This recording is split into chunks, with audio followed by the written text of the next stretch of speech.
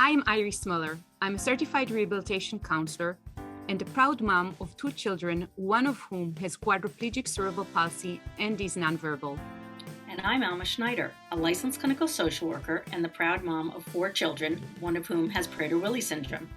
In this podcast, we discuss the uncensored truth about raising kids with disabilities. Prepare to laugh, cry, and hopefully learn something new.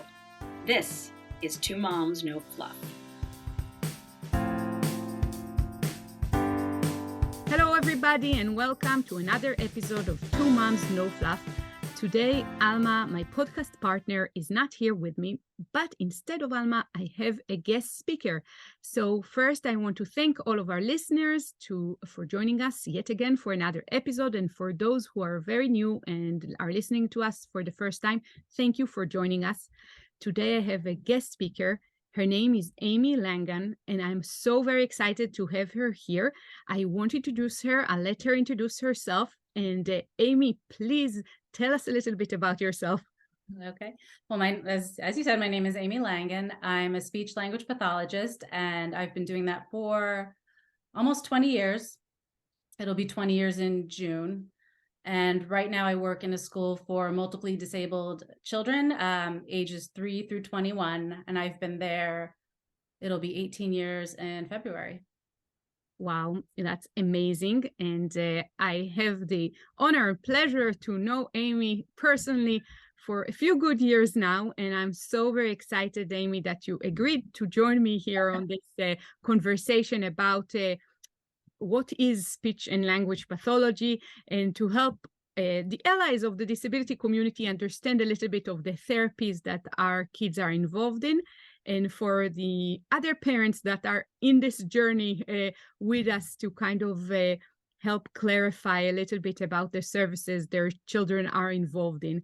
So can you just maybe start by telling us how did you become a speech and language pathologist? What drew you to this field? So it's a little interesting. I actually, through all of my high school years, wanted to be a pharmacist. So I'm not sure if it was my junior or my senior year, but one day my English teacher took the whole class instead of talking about English and decided to talk about speech language pathology. And I guess he did a good job, because before I knew it, by the end of the class, I chucked all of my pharmacy applications and went and applied for speech language pathology schools. Amazing. Yeah.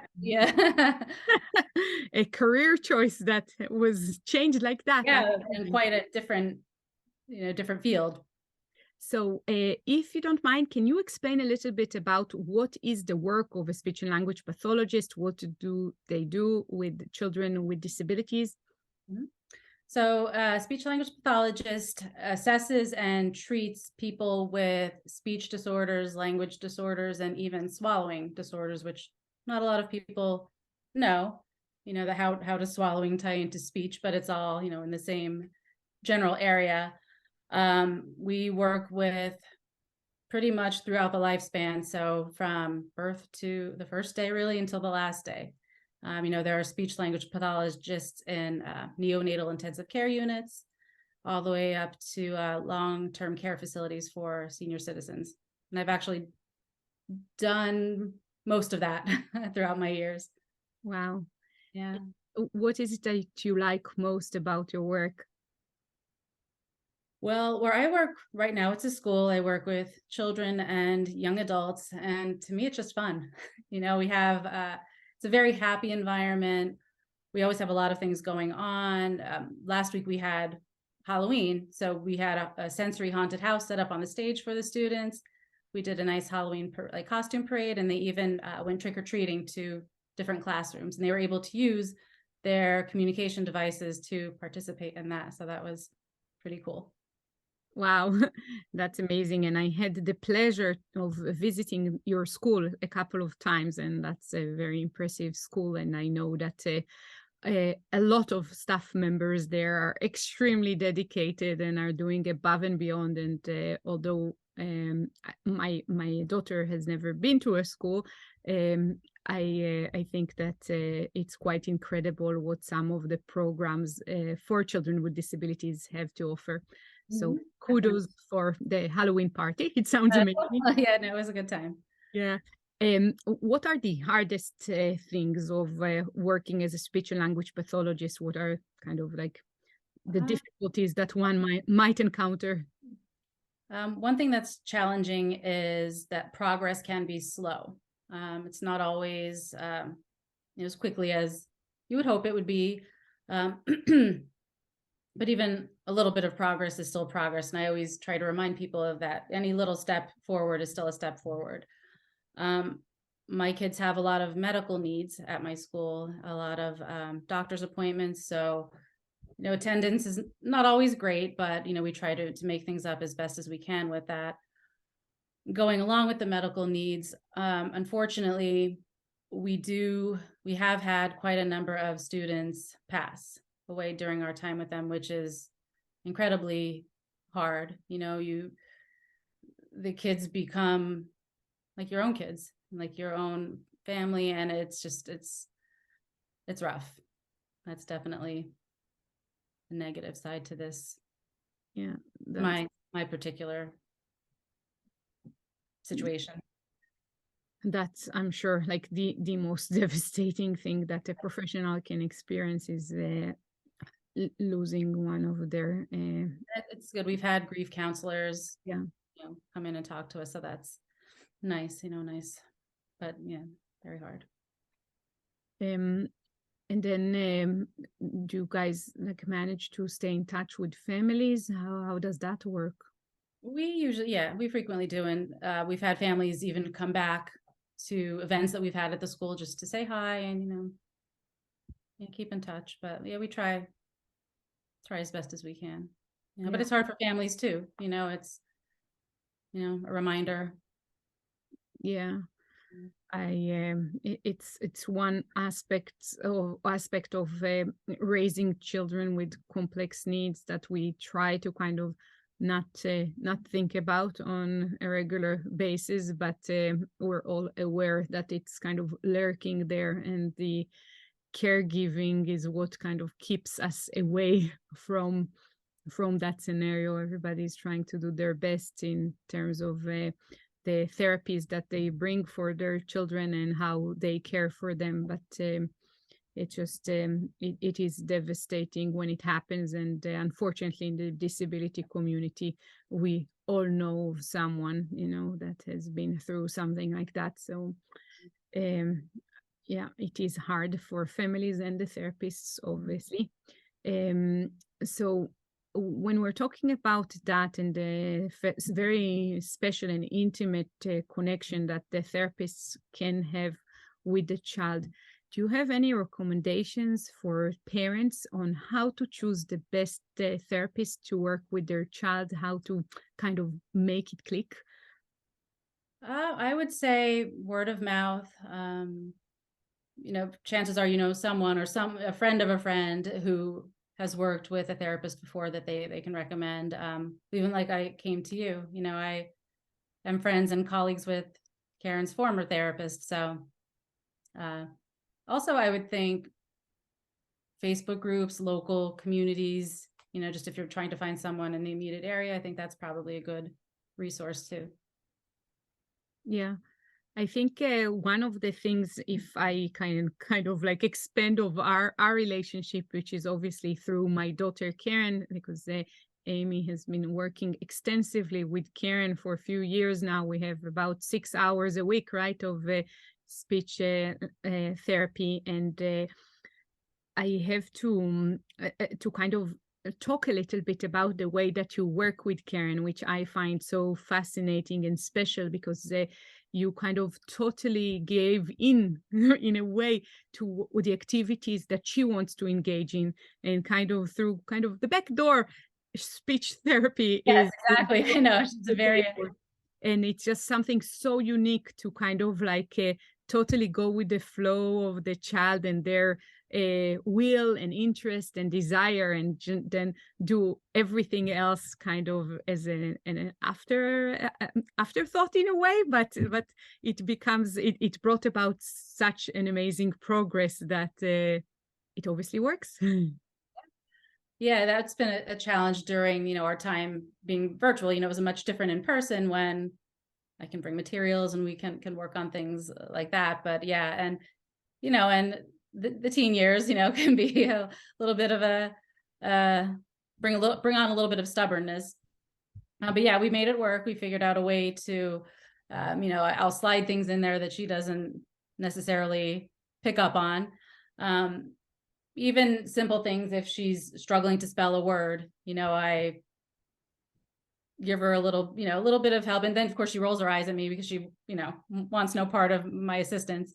But it's great though, when I do see her coming up with something to say that's so perfect and so relevant to what we're talking about. And even like again with spelling, just spelling something completely perfectly on her own without any hint from me when I know she needed help with that word before. So yeah. So for me, one of the things that defines like a good practitioner is someone that really sees the child and understands the child, not just from let's talk about swallowing, but sees the child as a whole and understands, their personality, their wills, their desires, motivation, etc. That defines a good practitioner to me. But I want to ask you, what defines a good practitioner in your opinion, and how that affects like what parents should look for in a practitioner? I think it needs to be a good balance of both clinical expertise and compassion and seeing the human side of it, because at the bottom line, we're all humans. We all have feelings, we all have emotions, we all have good days, bad days. And I feel people will be more comfortable and be more successful and more willing to participate in things if they're comfortable, if they feel cared about, and not just a job. Yeah.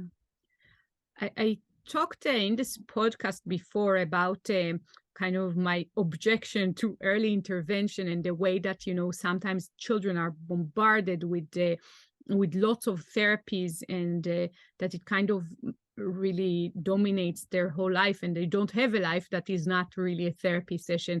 And in the same kind of sentence, I just mentioned that my daughter Karen has 6 hours just with you every week. And even today, because we're meeting and you're not meeting with her, she's like, I can't wait for tomorrow for my session with Amy, which she does every day, kind of counting the hours until her next time. So I wanted to ask you about like what's a good kind of balanced rehabilitation plan? What's a good ratio, in your opinion, for intervention versus not? Well, it depends too on what the child tolerates, what they're able to participate in. And again, a lot of kids have speech, PT, OT, music therapy, can be a lot. That's a kind of a tough question. I'm not a parent myself. I can imagine it's extremely challenging, like playing Tetris almost, to fit all of these things into a schedule. But I would say, a combination of whatever the child tolerates and whatever they need most to meet the goals that they're working on. And I kind of want to ask you, in terms of success stories, what's in your kind of book? What is success in your therapy sessions, in your work with children? I really hope and would like to think that all of my kids have success stories of their own in their own individual way. I get excited anytime a student or a client communicate something independently on their own for the first time.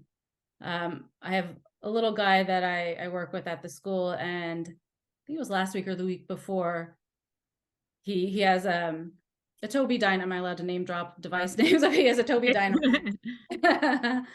And normally he'll touch single words to make requests. And so I went over to see him for therapy, and he clearly did not want me there at that time. So he just took his device and he said, goodbye, Amy.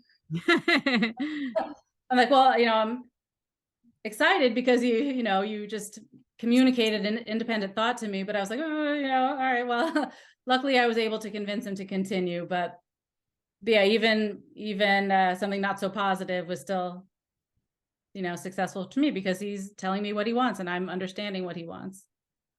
Cool. Yeah. Yeah. Stringing two words into a sentence is also a big milestone. Yeah. So, in what situations do you think parents should maybe use a speech pathologist? What kind of conditions or times in a child's life, it might be helpful to get speech therapy? I'm sure it's just there's any sort of delay in speech development, language development, difficulty swallowing. A lot of times when I worked in early intervention, parents would seek out services because they noticed that their second child wasn't doing the same things as their first child was. So they would realize, oh, because people that are not in the field don't typically know what the rate of development is and when things should be happening. So that's mostly what I've seen, that it's parents comparing even to other children that they know. Yeah. And do you have any kind of message to parents of children with disabilities with regards to raising their kids and therapy in general? Like, what do you think? I'd say parents need to just advocate. I think that's the biggest thing. They always say the squeaky wheel gets the grease. And especially if your child doesn't have their own voice yet, they need you to, be on it and be there for them to get them what they need. Also going along with that, it's important to teach the child to advocate for themselves, once they become older and are able to have a method of communicating, because, parents aren't going to be around forever and they need to learn to stand up for themselves and fight for what they're entitled to, what they deserve, and what they should be getting. And maybe a message to allies of the disability community, people that are listening to the podcast, they don't have children with disabilities themselves, but something that you can share that might be helpful when they interact with kids with disabilities, or just when, they're out and about in the community. Patience, be patient, be understanding, give people time, because, with communication devices, sometimes it takes a little while to get the message going. So just be understanding, patient, be helpful if you can be helpful. So I also think it's really important to teach your non-disabled children about children with disabilities. I know it's uncomfortable. I've gone out on field trips out in the community and people stare and look. Expose your children to other children. We have kids come in to volunteer at our school from other schools, and I think that's really helpful for them to develop an understanding of what it's like to be different, and that it's okay to be different, and that everybody is a person and deserves respect. And I think that is such an important message, because if we want to have a more inclusive society, and if we want to have a more inclusive world, we have to teach the children. And if the children are not exposed to other kids with disabilities and they don't learn how to communicate with those that have communication challenges, then we can never get to the point that we have real inclusion. So that last sentence is so very important, and I'm so appreciative you mentioned that, Amy. Amy, I want to thank you for joining me today for this brief conversation about speech and language pathology and the intervention that most of our kids have with that. I also want to thank you for being such an amazing practitioner and for being able to just step at the same baby steps that your clients do, and to match their needs and to really see the person behind the disability. And I hope that that the experience of working as a therapist is as rewarding to you as it is for my personal child working with you, and I know for many, many other clients and other children that get to spend time with you. So thank you for the work that you do. Thank you for all of the other therapists that are now listening to this episode, for the work that you do with the children you work with. and for all the parents who exercise and bring their kids time and time again to get all of those services, and for all the community members that listen to this podcast just to kind of gain some more knowledge and understanding about the disability life that our kids are involved in, and therapies that help them be the best version of themselves. And if you have any questions for Alma Schneider or myself, Iris Meller, or any questions for our guest speaker today, for Amy Langan, please use our Facebook group to ask questions, or our website to touch base with us. We are always happy to hear success stories and other stories from our listeners. So thank you again for joining us, and have a wonderful week. For more information, please go to www.twomomsnofluff.com. Thank you. If you like this podcast, please subscribe and give it a 5-star rating so more people can hear it. Thank you.